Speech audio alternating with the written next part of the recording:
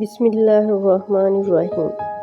رات کے اندھیرے میں پرانی حویلی کسی خاموش دیو کی طرح کھڑی تھی۔ اونچی فصلیں، بھاری لکڑی کے دروازے، لمبے برآمدے اور دیواروں پر لٹکی پرانی تصویریں اس حویلی کی شان اور طاقت کی گواہی دیتی تھی۔ یہ حویلی خاندان کی تھی، اور ایک ایسا خاندان جس کا نام سنتے ہی پورا علاقہ خاموش ہو جاتا تھا۔ مگر اس شان شوکت کے پیچھے ایک تلخ حقیقت بھی تھی۔ برسوں سے دو قبیلوں کے درمیان دشمنی چلی آ رہی تھی۔ خون کے بدلے خون لیا جاتا تھا، اور جب دشمنی بہت بڑھ گئی تو جرگے نے فیصلہ سنایا، صلح صرف ایک صورت میں ہوگی، اگر نورے کی بیٹی بنی میں خاندان کے حوالے کر دی جائے۔ یہ سنتے ہی نورہ بی بی کی دنیا اندھیرا ہو گئی۔ ان کی 17 سالہ بیٹی حورین ان کی آنکھوں کا تارا تھی، مگر جرگے کے فیصلے کے آگے کسی کی نہ چلی۔ چند دن بعد حورین کو دلہن کی طرح سجا کر دشمن خاندان کی حویلی بھیج دیا گیا، مگر وہ دلہن نہیں تھی، وہ ایک فیصلے کی قیمت تھی، ایک دشمنی کا قرض تھی۔ حورین جب حویلی پہنچی تو اس کی آنکھوں میں خوف تھا، ہر طرف اجنبی چہرے تھے، سب اسے ایسے دیکھ رہے تھے جیسے کوئی انسان نہیں بلکہ ایک سزا ہو۔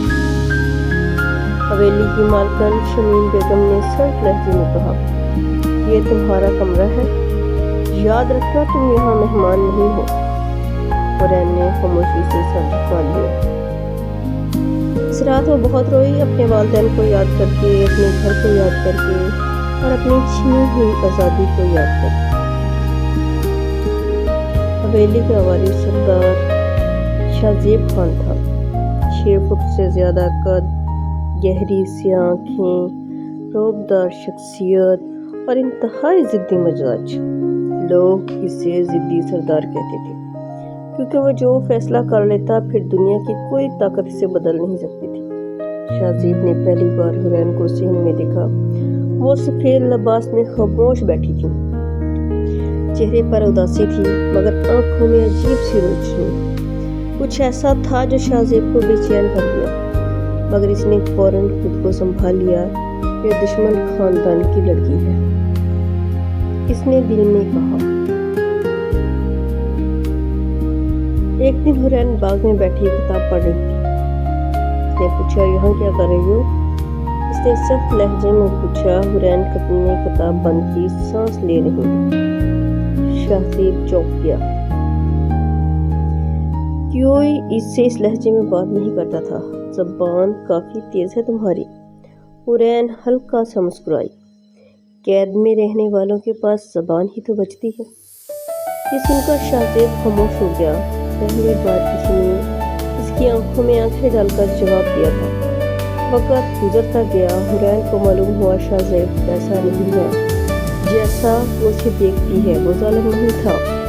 ایک رات حویلی کے پرانے کمرے میں حورین کو ایک ڈائری ملی۔ وہ شاہ زیب کی مرحوم ماں کی تھی۔ ڈائری میں لکھا تھا، کاش اس خاندان میں کوئی ایسا پیدا ہو جو ودنی کی رسم ختم کر دے۔ یہ پڑھ کر حورین کی آنکھوں میں آنسو آ گئے۔ ایک دن حورین کو شدید بخار ہو گیا، پورا دن وہ بے ہوش ہوئی۔ شام کو جب اس نے آنکھ کھولی تو دیکھا شاہ زیب اس کے کمرے میں بیٹھا۔ آپ؟ حورین نے حیرت سے پوچھا۔ شاہ زیب نے نظریں چرائی۔ ڈاکٹر کو بلایا تھا؟ کیوں؟ شاہ زیب خاموش ہو گیا، کیونکہ وہ خود بھی اس سوال کا جواب نہیں جانتا تھا۔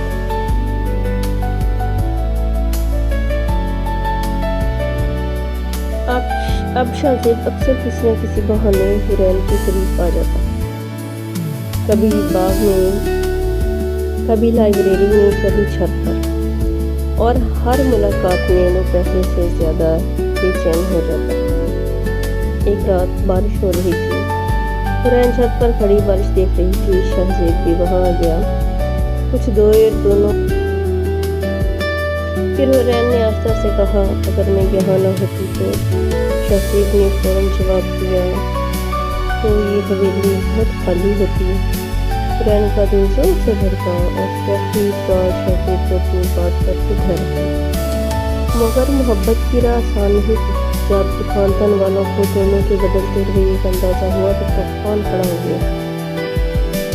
شمیم بیگم نے غصے سے کہا، وہ بنی کی لڑکی ہے، کبھی ہماری بہو نہیں بن سکتی۔ جلدی کے بزرگ بھی مخالفت کرنے لگے۔ پورا خاندان شہزیب کے خلاف کھڑا ہو گیا، مگر شہزیب اپنی ضد کے لیے مشہور تھا۔ اس نے صاف اعلان کر دیا، میں حرین کے بغیر شادی نہیں کروں گی۔ حویلی میں سناٹا چھا گیا۔ ایک دن جرگہ دوبارہ بیٹھا۔ بزرگوں نے شہزیب کو حکم دیا، اس لڑکی کو ہمیشہ بنی کی حیثیت سے رکھو۔ شہزیب اپنی جگہ سے کھڑا ہوا۔ اس کی آواز پورے حال میں گونجی، آج کے بعد میرے علاقے میں کوئی بیٹی بنی نہیں بنے گی۔ سب چونکے، یہ رسم ختم۔ بزرگ غصے سے کانپنے لگے، مگر شہزیب اپنی بات کہہ چکا تھا۔ وہ ضدی سردار کی ایسی ضد جو پوری دنیا کے خلاف چلی جائے گی۔ وہ ضدی سردار اپنی ضد نہیں چھوڑے گا۔ دنیا جرگے میں شہزیب کے اعلان کے بعد پورے علاقے میں ہلچل مچ گئی۔ یہ ناممکن ہے، سردار پاگل ہو گیا ہے۔ لوگ چپکے چپکے یہی باتیں کر رہے تھے، مگر شہزیب کو کسی کی پرواہ نہیں تھی۔ اس کی نظریں صرف حرین پر تھی، اور یہی بات کچھ لوگوں کو برداشت نہیں ہو رہی تھی۔ ایک رات حویلی میں بڑی محفل تھی، تمام خاندان والے موجود تھے۔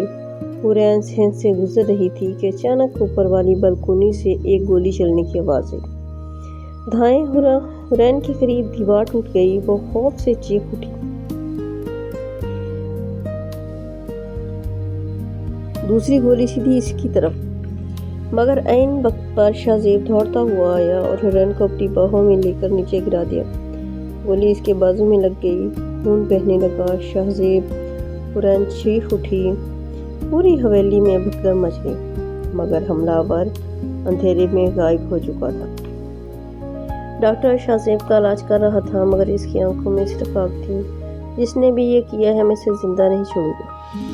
پوری حویلی خاموش تھی۔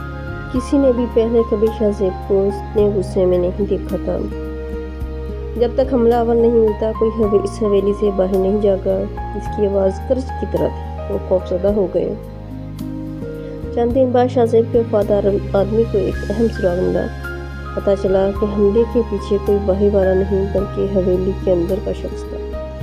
شہزیب کو یقین نہیں آیا۔ تحقیقات کے بعد ایک نام سامنے آیا، کامران خان، شہزیب کا چچا زاد بھائی۔ وہ برسوں سے سرداری کا خواب دیکھ رہا تھا۔ اسے لگتا تھا کہ حرین کی وجہ سے شہزیب کمزور ہو رہا ہے، اسی لیے اس نے حملہ کروایا تھا۔ جب حقیقت سامنے آئی تو حویلی میں قیامت آ گئی۔ اسی دوران حویلی کے ایک پرانے حصے کی مرمت ہو رہی تھی۔ وہاں ایک خفیہ کمرہ دریافت ہوا۔ کمرے میں ایک پرانا صندوق رکھا تھا۔ صندوق میں سونے یا ہیرے نہیں تھے، بلکہ کچھ دستاویزات تھی۔ ان دستاویزات میں ایک حیران کن راز درج تھا۔ برسوں پہلے خان خاندان نے ایک غریب قبیلے کی زمین ناجائز طریقے سے اپنے نام کروائی تھی، اور اسی ظلم کی وجہ سے دشمنی شروع ہوئی تھی۔ یعنی جس دشمنی نے بے شمار جانیں لی تھی، اس کی بنیاد ہی ایک ناانصافی تھی۔ حرین یہ راز پڑھ کر رو پڑی۔ شہزیب بھی خاموش ہو گیا۔ کامران گرفتار ہونے سے پہلے فرار ہو گیا، مگر جاتے جاتے وہ ایک اور وار کر گیا۔ اس نے حرین کے خاندان کو دھمکیاں دینا شروع کر دی۔ حرین کو محسوس ہوا کہ اس کی وجہ سے شہزیب اور اس کے گھر والے مسلسل خطرے میں ہیں۔ ایک رات اس نے فیصلہ کر لیا، وہ خاموشی سے حویلی چھوڑ گئی، صرف ایک خط چھوڑا، شہزیب میں تم سے محبت کرتی ہوں، اس لیے جا رہی ہوں، میں نہیں چاہتی میری وجہ سے مزید خون بہے۔ صبح جب شہزیب کو خط ملا تو اس کی دنیا رک گئی۔ پہلی بار لوگوں نے ضدی سردار کو بے بس دیکھا۔ وہ دن رات حرین کو تلاش کرتا رہا، شہر، گاؤں، پہاڑ، ہر جگہ، مگر حرین کہیں نہ ملی۔ مہینے گزر گئے، حویلی پھر سے خاموش ہو گئی، مگر شہزیب نے امید نہیں چھوڑی۔ 6 ماہ بعد ایک دن شہزیب کو اہم اطلاع ملی کہ پہاڑوں میں کے ایک گاؤں میں ایک لڑکی بچوں کو پڑھاتی ہے۔ وہ فوراً وہاں پہنچ گیا۔ چھوٹے سے اسکول کے صحن میں ایک لڑکی بچوں کے درمیان بیٹھی تھی۔ وہ حورین تھی۔ شاہ زیب اسے دیکھ کر چند لمحے خاموش رہا۔ حورین کی آنکھوں میں آنسو آ گئے۔ آپ یہاں کیوں آئے؟ شاہ زیب آہستہ آہستہ اس کے قریب آیا۔ اس نے کہا، کیونکہ میری ضد ابھی ختم نہیں ہوئی۔ کون سی ضد؟ شاہ زیب نے اس کا ہاتھ تھاما۔ تمہیں ہمیشہ کے لیے اپنی زندگی میں واپس لانے کے تھے۔ حورین کے آنسو بہنے لگے۔ حویلی واپس آ کر شہزاد نے سب کو جمع کیا۔ اس نے نہ صرف حورین سے شادی کا اعلان کیا بلکہ بننے کی رسم کے خلاف ایک مستقل مہم شروع کر۔